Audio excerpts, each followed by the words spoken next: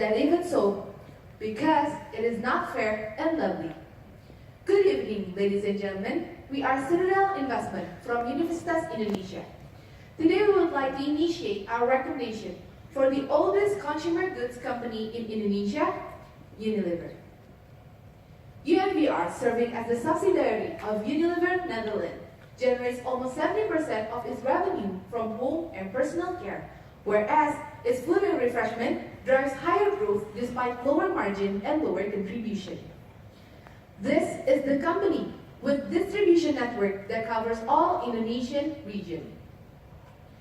Nonetheless, UNVR creates its brand portfolio with average selling price that is relatively higher than its competitors across all segments, whether in home care, in personal care, and in food and refreshment. That being said, UNVR's product positioning can be considered being stuck in the middle of nowhere. Its brand portfolio may not reach lower income class, as it is more expensive compared to the other players. On the other hand, craftsmanship of luxurious product is much of the interest for the upper income class, making UNVR's mass product become too generic for that. Now, the question lies upon what is actually left for UNVR. We issue a sell recommendation with a target price of 40,130 rupiah, bringing you a potential downside of 21.5%.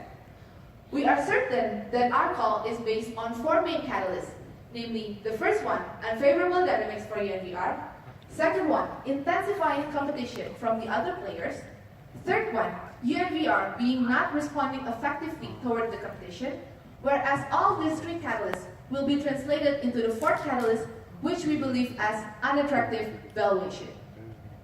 After 5 years of sluggish economic growth, Indonesia's real GDP is expected to hit 5.3%, which will translate to a consumption pickup of 5.1%.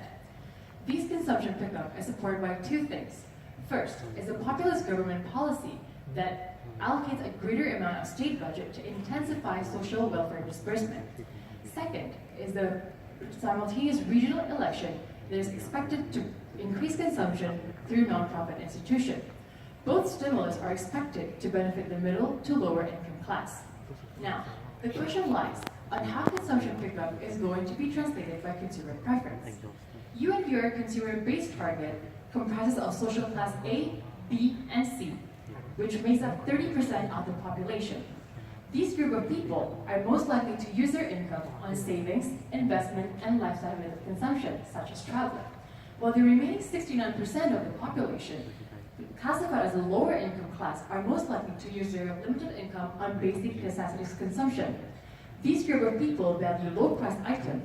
As such, increasing consumption will mostly favor low-value discretionary goods on top of staple goods.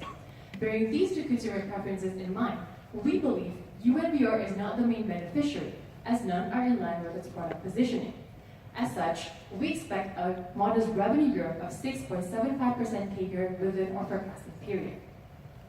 The Indonesian consumer goods industry has been witnessing intensifying competition, resulting in UNVR's eroding market share. This is further exhibited by its key brands losing ground across all categories.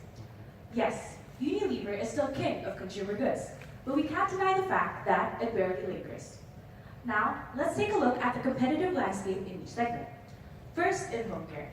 Home care has been experiencing slower growth due to the mature nature of the industry and consumers' elastic demand. This has then prompted aggressive pricing promotion amongst its players. Being the most ambitious, Wings Group has maintained its market leader position and further widening its gap with Unilever. In personal care, branding is key. As Indonesians, we know that the Indonesian definition of beauty is very much associated to fair and white skin.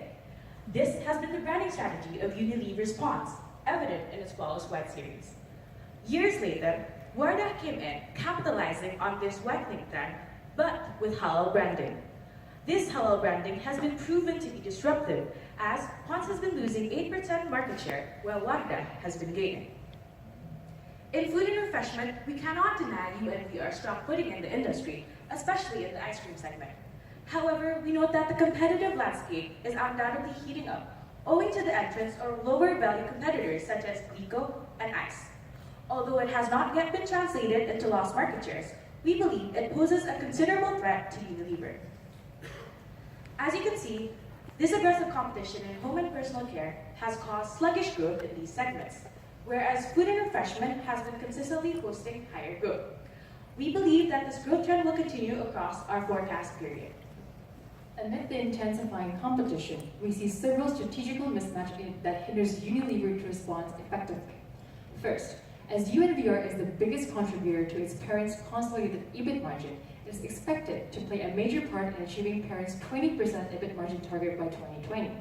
In order to maintain its EBIT margin, UNVR has been cutting its ad spending. However, further cuts of ad spending will only hurt its top line. Therefore, we expect UNVR to increase its ad spending up to 8% within our forecasting period.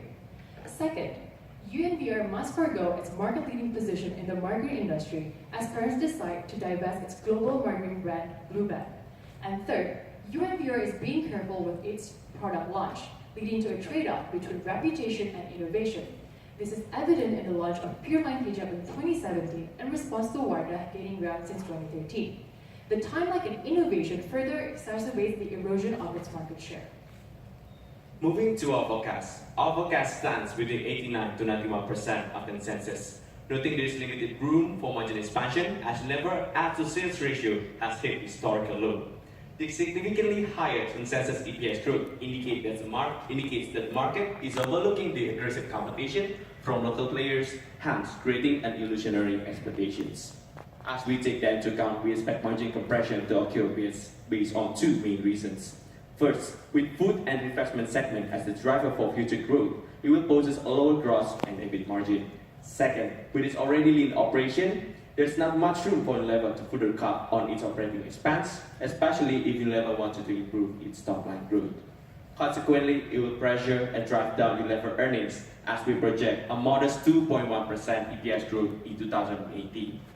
On top of that, its approximately 100% dividend payout ratio is accompanied with less attractive dividend yield, sitting both below peers and the industry average.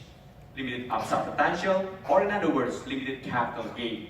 Coupled with less attractive dividend yield, we believe that Unilever could hardly be a top pick in 2018. Our computation deployed discounted cash-free cash flow to the firm valuation method due to Unilever predictability in cash flow, growth, and also its established business model. With WACC of 7.63% and terminal growth of 5.1%, we arrive at a target price of 40,130, presenting you a downside potential of 21.5%. Having evaluated fundamentally, we also conducted a peer comparison analysis to give you insight on how UNVR is performing in comparison with other consumer players. The comparables give us industry median and average. However, both of these figures are not fully reflecting UNVR true market value, as its current multiples are about 2 times of the industry. Therefore, we believe that the most suitable PE is its own PE. Noting that its high current PE is due to historically superior ROE, long-standing market leader status, and huge market capitalization, when the market takes into account the things it overlooked, we believe there will be a PE derating to its average level of 42.9 times, arriving at the target price of 40,214. To conclude our valuation, we also conducted a Monte Carlo simulation taking into account ad to sales ratio, its segment growth, foreign exchange rate, and also royalty fee. With 10,000 iterations, 80% of the result indicate that UNVR will underperform, thus confirming our sell call.